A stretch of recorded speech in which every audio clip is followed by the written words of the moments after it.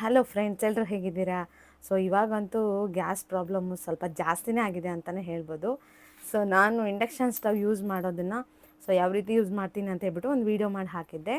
So ಯಾರೋ ಒಬ್ಬರು steel ಪಾತ್ರೆನ steel ಸಾಮಾನ ಇದರಲ್ಲಿ ಯೂಸ್ ಮಾಡ್ಕೊಂಡು ಅಡುಗೆ ಮಾಡ್ಬೋದಾ ಅಂತ ಹೇಳಿದರು.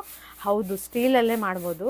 ಸೊ ಸಿಲ್ವರ್ ಪಾತ್ರೆಯಲ್ಲೆಲ್ಲ ಅನ್ನ ಮಾಡ್ತಾ ಇರ್ತೀವಲ್ವ, ಅದರಲ್ಲೆಲ್ಲ ಮಾಡೋಕ್ಕೆ ಬರಲ್ಲ. ಅದು ಕೂಡ ಸ್ಟೀಲ್ ಅಂದರೆ ಸ್ವಲ್ಪ ತಳ ಅನ್ನೋದು ಸ್ವಲ್ಪ ದಪ್ಪ ಇರಬೇಕು. ಸೊ ಕುಕ್ಕರ್ಗಳೆಲ್ಲ ಬರುತ್ತಲ್ಲ, ಸೊ ಈ ಸರ್ಫೇಸ್ ಎಷ್ಟಿದೆಯೋ ಅದಷ್ಟಕ್ಕೆ ಇದು ತಳ ಆಗೋಷ್ಟು ಇರಬೇಕು ಪಾತ್ರೆ. ಹಾಗಾದರೆ ನಮಗೆ ಆಗುತ್ತೆ. ಅದರಿಂದ ಆಚೆ ಬಂದ್ರೂ ತಳ, ಸೊ ಅದು ವರ್ಕ್ ಆಗೋಲ್ಲ ಇಂಡಕ್ಷನ್ ಸ್ಟವ್. ಈ ಥರ ನೋಡಿ, ಸ್ವಲ್ಪ ತಳ ಅನ್ನೋದು ಸ್ವಲ್ಪ ದಪ್ಪವಾಗಿರಬೇಕು. ಸೊ ಈ ರೀತಿ ಸ್ವಲ್ಪ ಟಿಕ್ಕಾಗಿದ್ದರೆ ಒತ್ತೋಗಲ್ಲ. ಏನಾದರೂ ಅನ್ನ ಆಗಿರ್ಬೋದು, ಇಲ್ಲಾಂದರೆ ಏನಾದರೂ ಸಾಂಬಾರಾಗಿರ್ಬೋದು. ಕುಕ್ಕರಲ್ಲಿ ನಾವು ವಿಜಲ್ ಹಾಕ್ಸಿದ್ರು ಕೂಡ ಕುಕ್ಕರ್ ಕೆಲವೊಂದು ತಳ ತೆಳ್ಳಗಿರುತ್ತೆ. ಆ ಥರ ತಳ ತೆಳ್ಳಗಿದ್ರೂ ಅನ್ನ ವಿಜಲ್ ಹಾಕ್ಸೋಕ್ಕೋದ್ರೆ ಸೊ ಒತ್ತೋಗ್ಬಿಡುತ್ತೆ ಅನ್ನ. ಸೊ ಕುಕ್ಕರ್ ತಳನೂ ಕೂಡ ಸ್ವಲ್ಪ ದಪ್ಪ ಇರಬೇಕು. ಸೊ ಫ್ಲಾಟಾಗಿರಬೇಕು. ಸೊ ಸ್ವಲ್ಪ ಈ ಬಗ್ಗದಂಗೆ ಇರುತ್ತೆ ಅಲ್ವಾ, ಆ ಥರ ಇರಬಾರ್ದು. ಫ್ಲಾಟಾಗಿರಬೇಕು ಸರ್ಫೇಸ್ ಅನ್ನೋದು. ಆವಾಗ ನೀಟಾಗಿ ಇಂಡಕ್ಷನ್ ಸ್ಟವಲ್ಲಿ ಕುಕ್ ಆಗುತ್ತೆ.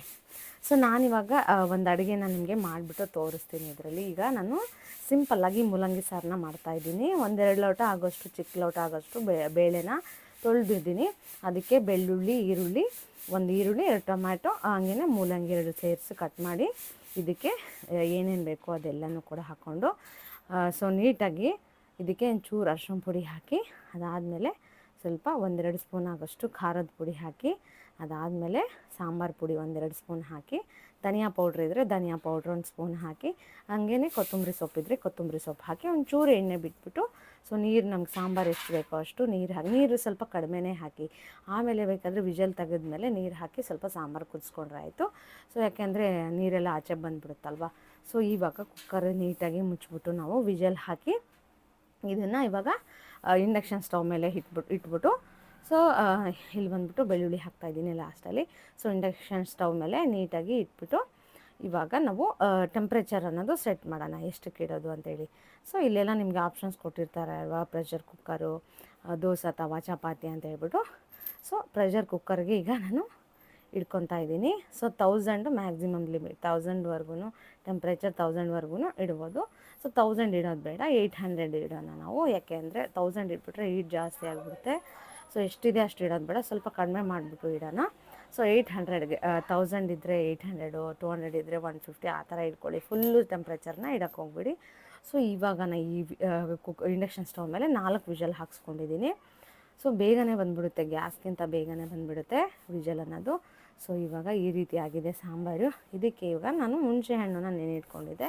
ಹುಣಸೆ ಹಣ್ಣನ್ನು ಇದಕ್ಕೆ ಹಿಂಡ್ಬಿಟ್ಟು ನಾವು ಒಂಚೂರು ಕುದಿಸ್ಕೊಳ್ಳೋಣ ಇದನ್ನು. ಸೊ ಕುದಿಸ್ಕೊಳ್ಳುವಾಗ ನೀವು ಇಂಡಕ್ಷನ್ ಸ್ಟವಲ್ಲಿ ನೀವು ಪ್ರೆಷರ್ ಕುಕ್ಕರ್ಗೆ ಇಡೋದು ಅವಶ್ಯಕತೆ ಇಲ್ಲ.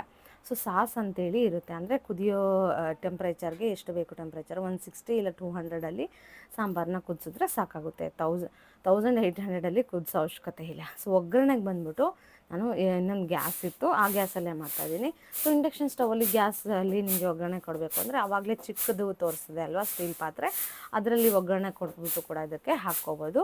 ಸೊ ಇವಾಗ ಸಾಂಬಾರು ರೆಡಿ ಆಗೋಯ್ತು ನೋಡಿ. ಇಂಡಕ್ಷನ್ ಸ್ಟವಲ್ಲಿ ಯಾವ ರೀತಿ ಮಾಡೋದಂತ ಗೊತ್ತಾಯ್ತು ಅಂದ್ಕೊಂಡಿದ್ದೀನಿ. ಸೊ ನೀವು ಯಾರಾದರೂ ನಿಮಗೆ ಈ ಇನ್ಫಾರ್ಮೇಷನ್ ಯೂಸ್ಫುಲ್ ಅನಿಸಿದ್ರೆ ಸೊ ದಯವಿಟ್ಟು ಒಂದು ಸಬ್ಸ್ಕ್ರೈಬ್ ಮಾಡಿಕೊಂಡು ಲೈಕ್ ಮಾಡಿ, ಶೇರ್ ಮಾಡಿ.